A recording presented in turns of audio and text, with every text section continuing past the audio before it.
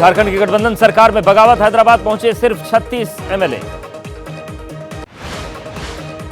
रांची में सीएम चंपई सोरेन, मंत्री सत्यानंद भोक्ता, आलमगीर आलम और स्पीकर रविंद्र महतो हैदराबाद नहीं पहुंचे हेमंत के भाई बसंत और भाभी सीता सोरेन। बागी जेएमएम विधायक लोबिन हेम्ब्रम ने कहा, नहीं रखेंगे पार्टी से नाता रिश्ता, सीएम चंपई सोरेन का किया विरोध। जेएमएम विधायक चमरा लिंडा भी नाराज, पार्टी आला कमान की पहुंच से बाहर, हैदराबाद नहीं पहुंचने वाले विधायकों में चमर लिंडा का भी नाम।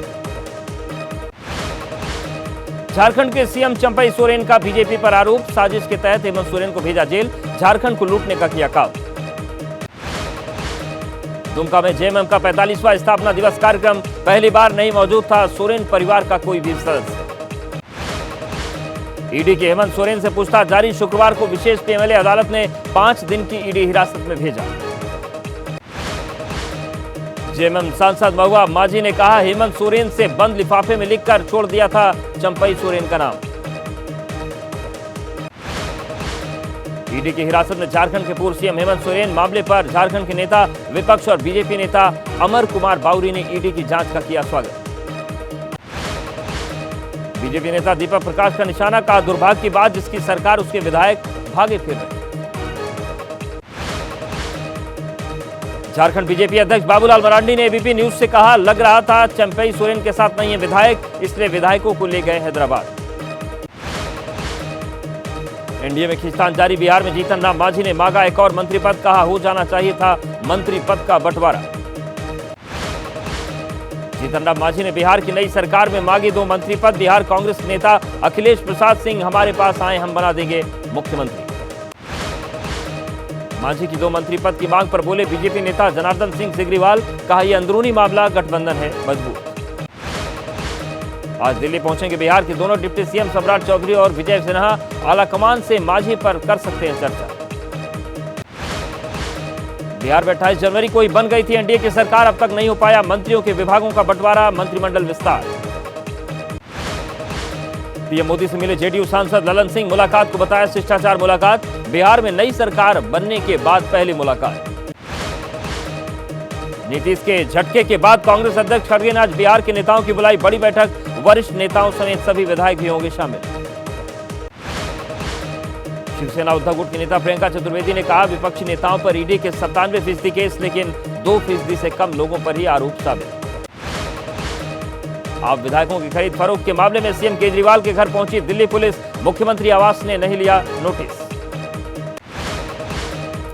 मंत्री आतिशी के घर भी नोटिस नहीं दे सकी क्राइम ब्रांच की टीम, आप विधायकों को खरीदने संबंधी दावे पर पूछताछ करने पहुंची थी पुलिस।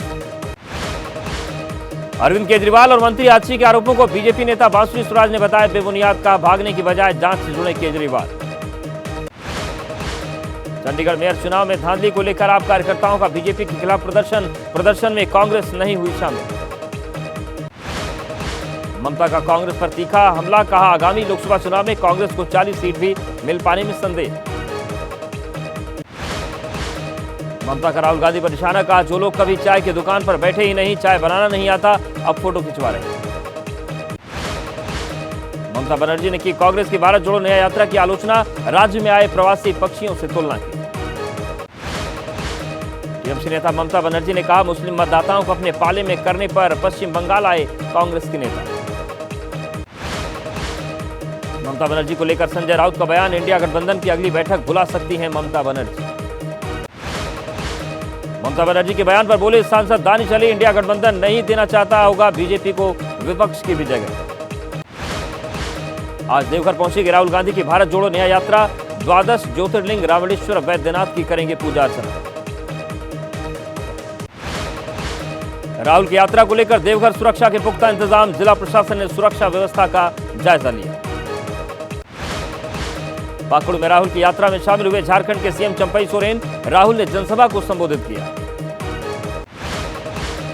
बीजेपी सांसद निशिकांत दुबे ने कहा, राहुल हिंदुओं की रक्षा के लिए करें कुछ काम, नहीं तो देवघर में पूजा का कोई अर्थ नहीं। दिल्ली में न्याय संकल्प सम्मेलन, कांग्रेस अध्यक्ष मल्लिकार्जुन खड़गे संबोधित करेंगे। कांग्रेस ने शुरू की जम्मू कश्मीर में 5 लोकसभा सीटों के प्रत्याशियों के शॉर्टलिस्ट करने की प्रक्रिया, भारत सिंह सोलंकी की अध्यक्षता में बैठक। मुंबई में हुई महाविकास अघाड़ी की बैठक, नाना पटोले ने कहा कॉमन मिनिमम प्रोग्राम के मुद्दों पर चर्चा के लिए बनाई कमेटी। प्रकाश आंबेडकर ने कहा इंडिया गठबंधन लगभग हो चुका है खत्म, हम फूंक फूंक कर कदम रखें। महाराष्ट्र कांग्रेस अध्यक्ष नाना पटोले ने कहा प्रकाश आंबेडकर के साथ कांग्रेस का कोई विवाद नहीं, मैं उनके साथ ही था। महाराष्ट्र कांग्रेस अध्यक्ष नाना पटोले का बीजेपी पर निशाना, कहा सीबीआई और ईडी बीजेपी के कार्यकर्ता। लोकसभा चुनाव को लेकर सीट बंटवारे पर हुई बैठक के बाद एनसीपी नेता जितेंद्र अवार्ड ने कहा 1-2 मीटिंग में सीट तय नहीं होती। मुंबई कांग्रेस अध्यक्ष वर्षा गायकवाड़ ने कहा जीशान और बाबा सिद्दीकी हुई की बात वो कांग्रेस छोड़कर नहीं जाएंगे। खड़गे ने पीएम मोदी पर किया प्रहार, कहा बिल्किस बानो और बीएचयू में महिलाओं के साथ अत्याचार के मामले पर खामोश रहे पीएम। कांग्रेस नेता शक्ति सिंह गोहिल ने बीजेपी को बताया महिला विरोधी, कहा महिलाओं को आरक्षण नहीं देना चाहती बीजेपी। सीपीआईएम नेता सीताराम येचुरी से मिली आंध्र प्रदेश कांग्रेस के अध्यक्ष वाईएस शर्मिला, प्रदेश पुनर्गठन अधिनियम 2014 को लेकर बात। सीताराम येचुरी के बाद वाईएस शर्मिला ने डीएमके सांसद तिरुचि एन शिवा से मुलाकात की, आंध्र प्रदेश के विकास से जुड़े मुद्दों पर हुई चर्चा। तमिल अभिनेता विजय ने की राजनीति में कदम रखने की घोषणा, राजनीतिक दल टीवीके का गठन किया। कॉमनवेल्थ लीगल एजुकेशन एसोसिएशन और अटॉर्नी और सॉलिसिटर जनरल कॉन्फ्रेंस आज पीएम मोदी करेंगे उद्घाटन। आज से 2 राज्यों के दौरे पर पीएम मोदी ओडिशा में 68,000 करोड़ रुपए की परियोजनाओं का लोकार्पण और शिलान्यास करेंगे। नौसेना आज विशाखापत्तनम में सर्वेक्षण को समुदाय को सेवा में शामिल करें। आज सुबह 11 बजे उत्तराखंड सरकार के कैबिनेट की बैठक, यूसीसी ड्राफ्ट को कैबिनेट से मिल सकती है मंजूरी। उत्तराखंड में 5 फरवरी से शुरू होने वाले विशेष सत्र में पेश किया जाएगा यूसीसी बिल, सीएम धामी बोले यूसीसी लागू करने का संकल्प पूरा होगा। राजस्थान के झुंझुनू में बीजेपी नेता टी राजा सिंह ने विशाल जनसभा में कहा वो दिन दूर नहीं जब अयोध्या की तरह काशी और मथुरा में बनेगा भव्य मंदिर। ज्ञानवापी मस्जिद में शुक्रवार को शांतिपूर्ण तरीके से जुमे की नमाज संपन्न हुई, शहर में दिखी कड़ी सुरक्षा व्यवस्था। ज्ञानवापी के व्यास तहखाने में पूजा के खिलाफ मस्जिद कमेटी ने इलाहाबाद हाईकोर्ट में याचिका दायर की थी, कोर्ट से नहीं मिली राहत। All India Muslim personal law board ने ज्ञानवापी पर दिए फैसले पर उठाए सवाल, बोर्ड ने कहा जल्दबाजी में दिया गया फैसला। आज से पश्चिमी हिमालय में एक बार फिर बारिश और बर्फबारी के आसार, 4 फरवरी को ओलावृष्टि की संभावना। आज राजस्थान, पंजाब, हरियाणा, दिल्ली, पश्चिमी उत्तर प्रदेश में कुछ हिस्सों में बारिश की संभावना, सुबह सुबह घने कोहरे का अनुमान। 5 फरवरी से उत्तर पश्चिम भारत को मिल सकती है ठंड से राहत, 6 फरवरी तक मौसम लगभग साफ होने का अनुमान।